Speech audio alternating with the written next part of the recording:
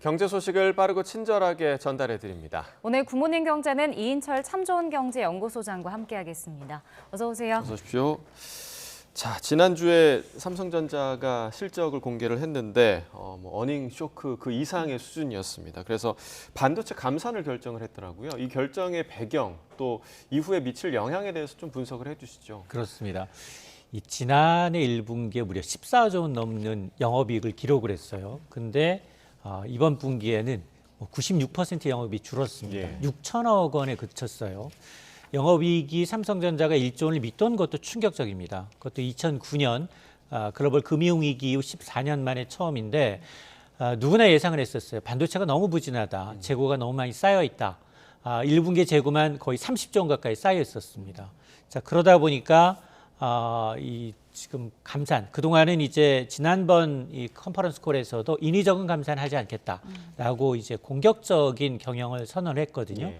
그러나 이번에는 의미 있는 수준까지 메모리 생산량을 하향 조정 중이다. 그러니까 이미 감산에 돌입을 한 겁니다. 예.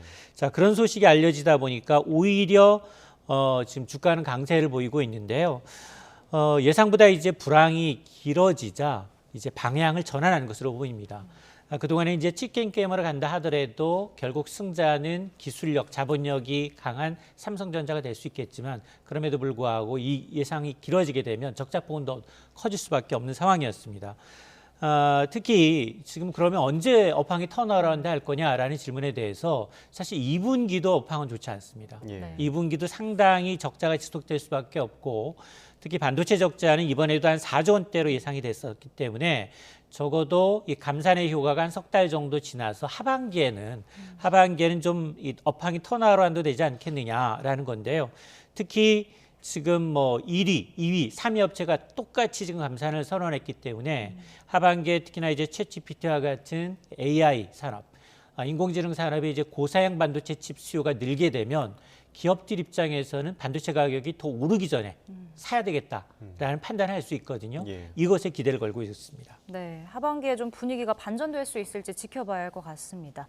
자, 그런가 하면 내일 한국은행이 금융통화위원회를 열고 기준금리를 결정하는데 이번에도 이제 동결할 거다라는 관측이 더 많은 것 같더라고요. 그렇습니다. 지난 2월에 이어서 이제 2연속 금리 동결 가능성이 높아지고 있는데, 자, 그동안 굉장히 이제 물가를 잡기 위해서 숨가쁘게 달려왔다면 이제는 경기에 대한 우려, 경기 둔화를 좀 우려하기 때문에 오히려 경기 회복 쪽에 좀 통화 정책에 초점이 맞춰지는 게 아니냐라는 겁니다. 지금 수출 부진에서 경상수지 적자죠. 네. 경기 좋지 않고요. 또 세계 경기 침체 가능성이 점점 높아지고 있습니다. 여기에다 이제 은행의 유동성 위기 역시 진행 중에 있고 만에 하나 여기서 이제 금리를 올리게 되면 이제 물가도 물가지만 이제 바닥을 다지고 있는 이제 부동산 경기에도 부정적이거든요. 자, 그러다 보니까 오히려 지금 금리 인상을 미루고 물가 환율을 좀 관망하지 않겠느냐라는 건데 물론 변수도 있습니다. 지금 당장 5월 내지 6월에 미국이 추가적으로 금리를 올리게 되면 한국과 미국 간 기준금리 격차가 더 벌어질 수 있고 이로 인해서 환율이 불안하고 또 외국인 자금이 이탈이 있다면 하는 역시 추가적인 금리 인상 고려할 수밖에 없는 상황인데 자, 지금 보면 이제 연방 선물 기금 금리를 추정하는 CME 페드워치를 보게 되면 미국도 5월 내지 6월 한 차례 정도 금리 인상 가능성 굉장히 높지만 연말로 갈수록 오히려 금리를 두세 차례 이상 인하할 가능성을 베팅을 하고 있거든요. 이 얘기는 연준과 시장의 기대치가 상반된 모습을 보이고 있는 만큼 아마 우리도 그 결과를 좀 지켜볼 가능성이 높아 보입니다. 예. 자, 그리고 우리 세금 얘기를 좀 해보도록 하겠습니다. 지난 2년간, 그러니까 2021년과 2022년의 세금 수입이 지금 119조 원이 지금 초과된 걸로 나타났는데 올해 같은 경우는 반면에 예상보다 세수가 크게 줄 거다 이런 예측이 좀 있더라고요. 그렇습니다. 지난 2년간 국세 수입이 예상보다 한 120조 원 가까이 더 늘었어요. 예. 그럼에도 불구하고 잉여 수익이 그렇게 나면 빚을 갚는 데 좀 써야 되는데 오히려 국가 채무는 더 늘고 있습니다. 그 요인을 따져봤더니 이제 2021년, 2022년 공이 2년 연속 이제 60조 원 안팎의 세수 여윳돈이 더 생겼습니다. 그럼에도 불구하고 2020년 말 국가 채무가 819조 원에서 지난해 말 1067조 원으로 무려 248조 원, 30% 넘게 국가 빚이 늘었다는 겁니다. 네. 이렇게 여윳돈이 생기면 그 여윳돈 잉여 자금의 한 세수의 40%는 지방교부금으로 이전이 되거든요. 그럼에도 불구하고 빚 갚는 데 써야 되는 돈은 한 2조 6천억 원. 전체 여윳돈의 한 2.2%만 빚 갚는 데 쓰다 보니까 그런데 이건 두 차례 연속 추경을 편성했거든요. 2021년에도 코로나 때문에 한 50조 원, 지난해에도 79조 원의 추경을 편성해야 하는 것이 가장 결정타인데 문제는 올해입니다. 네. 이미 1월, 2월 국세 수입이 지난해보다 15조 원 넘게 덜 거쳤어요. 근데 기업 실적 안 좋으면 법인세 더 안 나옵니다. 그래서 부동산 시장, 주식 시장 다 침체거든요. 이러다 보니까 올해는 올해 말 세수 펑크가 발생하지 않겠느냐라는 우려가 커지고 있습니다. 네.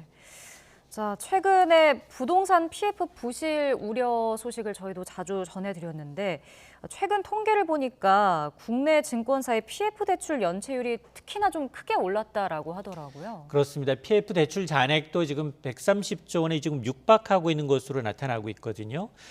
지난해 말 기준 이제 129조 9천억 원, 1년 전에 비해서 17조 3천억 원이나 늘었는데 제2금융권이 문제인데 그 가운데에서도 증권사가 유독 연체율이 높다는 겁니다. 네. 대출 잔액은 4조 5천억 원으로 1년 전보다 1천억 원이 줄었지만 증권사의 연체율이 무려 10.38%까지 뛰었습니다. 네. 그러니까 1년 새 6.67%포인트나 급등을 해서 저축은행 그리고 여신금융 전문금융사가 한 2%대의 연체율과 비교하면 4배 이상 높다는 거거든요. 자, 그러다 보니까 증권사 연체율이 급등한 것은 과거 이제 저축은행들이 많이 몰렸던 상가 오피스텔과 같은 고위험, 고수익 상업용 부동산에 이제 증권사들이 몰렸기 때문인데 지금 금융당국은 어쨌든 부동산 PF 사업장 전수조사하겠다. 이상 징후가 없는지 모니터링하겠다라고 밝히고 있는데 아직까지는 이제 전체 자본금 대비 증권사들의 이제 연체 규모가 크지 않기 때문에 위험은 하지 않다라고 이제 판단을 하고 있습니다. 네. 크지 않지만 그래도 좀 경각심을 가질 필요는 있을 것 같고요. 자, 고리원전 2호기가 그제 가동을 중단을 했습니다. 이렇게 되면 또 전기료가 올라가는 거 아니냐 이런 우려도 있을 것 같은데요. 그렇습니다. 가동 연한 40년 만기됐기 때문에 지난 8일자로 가동을 중단했습니다. 자, 이러다 보니까 지금 향후 2025년까지 이렇게 설계 수명이 종료한 원전이 5기가 더 있습니다. 그러니까 총 6기가 전체 이제 이 전력 발전량이 한 20%를 차지하거든요. 예. 이걸 고스란히 전기요금이 발생하게 되면 전기요금 2자릿수 이상 추가로 오를 수밖에 없는 상황이거든요.